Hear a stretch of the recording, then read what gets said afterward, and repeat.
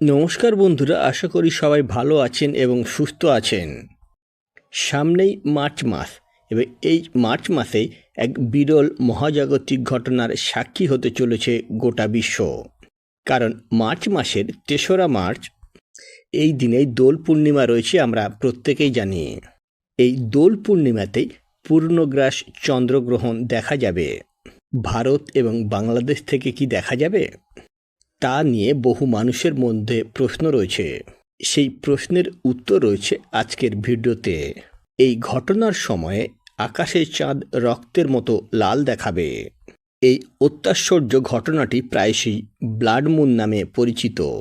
তো চলুন বন্ধুরা, আজকের ভিডিওটিতে আমরা আজকে জেনে নেব এই বছর চন্দ্রগ্রহণ কখন লাগছে, কখন ছাড়ছে। এই চন্দ্রগ্রহণ কিন্তু এই বছরের দীর্ঘতম চন্দ্রগ্রহণ হতে চলেছে।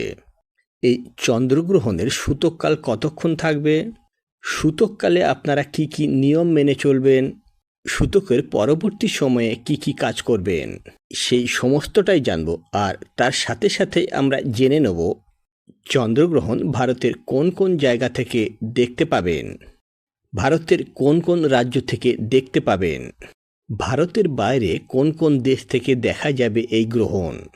এছাড়াও জেনে নেব এই গ্রহণের মধ্যে কি আপনারা পুজো পাঠ করতে পারবেন, পুজোর শুভ সময় কি রয়েছে, আর গ্রহণে কি করবেন কি করবেন না, কি নিষেধ রয়েছে, গর্ভবতী মহিলারা কি কি সতর্কতা অবলম্বন করে চলবেন, সমস্তটাই রয়েছে আজকের ভিডিওতে। তো চলুন বন্ধুরা, আর দেরি না করে ভিডিওটি শুরু করা যাক। যদি আমার চ্যানেলে নতুন হয়ে থাকেন তাহলে অবশ্যই চ্যানেলটিকে সাবস্ক্রাইব করে এবং ভিডিওতে একটি লাইক করে শেষ পর্যন্ত সাথে থাকবেন। আশা করছি ভিডিওটি আপনাদের জন্য খুবই হেল্পফুল হবে।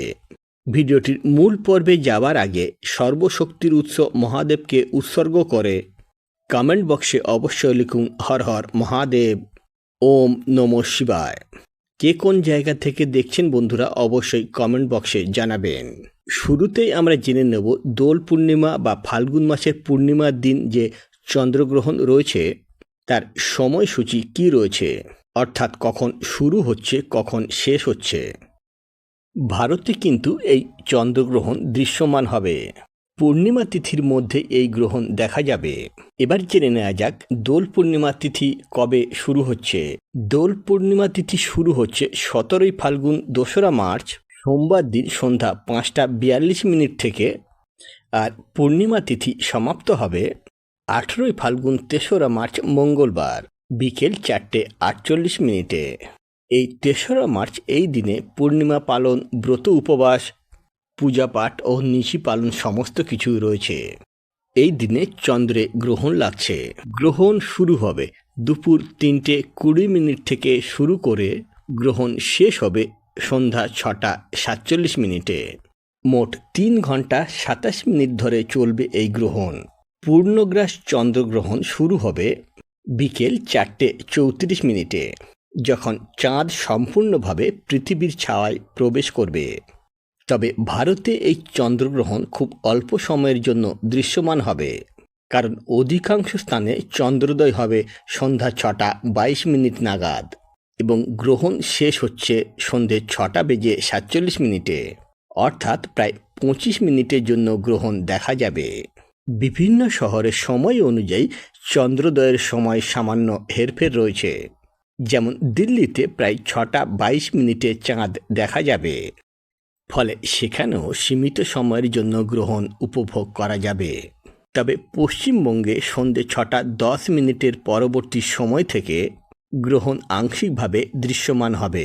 এবার জেনে নেওয়া যাক কোন কোন জায়গায় দেখা যাবে গ্রহণ।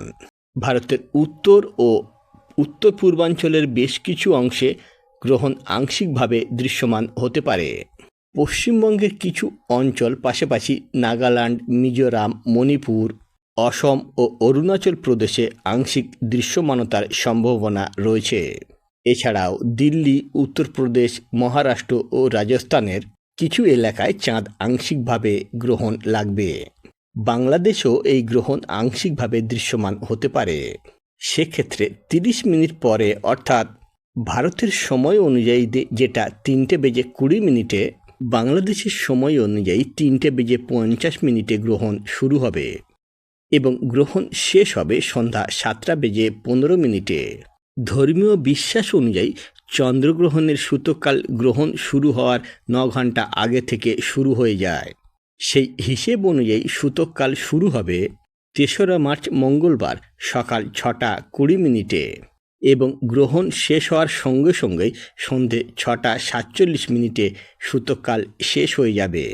সূতককালে পূজা পাঠ, রান্নাবান্না, ভ্রমণ ইত্যাদি না করার পরামর্শ দিচ্ছেন বিশেষজ্ঞরা, কারণ এই সময়ে কোনো রকম শুভ কাজ করা একেবারে নিষিদ্ধ রয়েছে। এবার অনেক বন্ধুর মধ্যে প্রশ্ন রয়েছে, যেহেতু এই দিনে চন্দ্রে গ্রহণ লাগছে, এত ভালো একটা পূর্ণিমা তিথি, এই তিথিতে রাধাকৃষ্ণের পুজো, সত্যনারায়ণের পুজো ইত্যাদি করা হয়ে থাকে বাড়িতে বা দোকানে অথবা বিভিন্ন ব্যবসা বাণিজ্যের জায়গায়, সমস্ত জায়গায় পুজো করা হয়, তাহলে এই পূজা কি করা যাবে? সেই নিয়ে অনেকের মনে প্রশ্ন রয়েছে।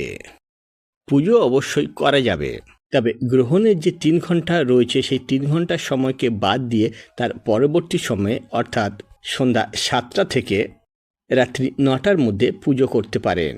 এছাড়াও যদি সকালে পুজো করতে চান তাহলে সকাল 6:40 থেকে আপনারা বেলা 12টার মধ্যে পুজো করে নিতে পারেন। গ্রহণের সময় আপনারা কি করবেন আর কি করবেন না, গর্ভবতী মহিলারা অবশ্যই এই নিয়মগুলি মেনে চলবেন। গ্রহণের সময় খাবারের পাত্রে এবং জলের পাত্রে তুলসী পাতা দিয়ে রাখা শাস্ত্রীয় নীতি, যাতে গ্রহণের নেতিবাচক বিকরণ খাদ্যের উপর প্রভাব না ফেলে। এছাড়াও এই সময়ে গর্ভবতী মহিলারা আগুনের কাছে যাবেন না এবং খাবার রান্না করবেন না। এছাড়াও চন্দ্রগ্রহণের সময় ওম সময় নমঃ অথবা মহামৃত্যুঞ্জয় মন্ত্র জপ করা অত্যন্ত শুভজনক। গ্রহণ শেষ হওয়ার সাথে সাথে সাদা রঙের জিনিস যেমন চাল, চিনি বা দুধ দান করলে গ্রহণের কুপ্রভাব থেকে মুক্তি পাওয়া যায়। এছাড়াও গ্রহণ শেষে গঙ্গাজল মিশ্রিত জলে স্নান করা উচিত এবং বাড়িতে গঙ্গাজল ছিটিয়ে শুদ্ধিকরণ করার প্রথাও রয়েছে বহু জায়গায়। গর্ভবতী মহিলারা এই সময় বাড়ির বাইরে যাবেন না, কোনো খাদ্য বা খাদ্যবস্তু গ্রহণ করবেন না, তবে জল খেতে পারেন। আর এই সময় ঠাকুরের নাম জপ করা উচিত। ঠাকুরের নাম অথবা ওম শ্রী বিষ্ণু অথবা আপনারা যে ঠাকুরকে স্মরণ করে তার নাম জপ করতে পারেন। এছাড়াও এই সময়ে আপনারা কোনো ধারালো বস্তু ব্যবহার করবেন না। সবজি কাটা, সেলাই করা এই ধরনের কাজ থেকে আপনারা বিরত থাকবেন। বন্ধুরা, আজকের ভিডিওটি এখানেই শেষ করছি। ভিডিওটি যদি হেল্পফুল বলে মনে হয়ে থাকে তাহলে বন্ধুদের মধ্যে অনেক বেশি করে শেয়ার করবেন। নমস্কার।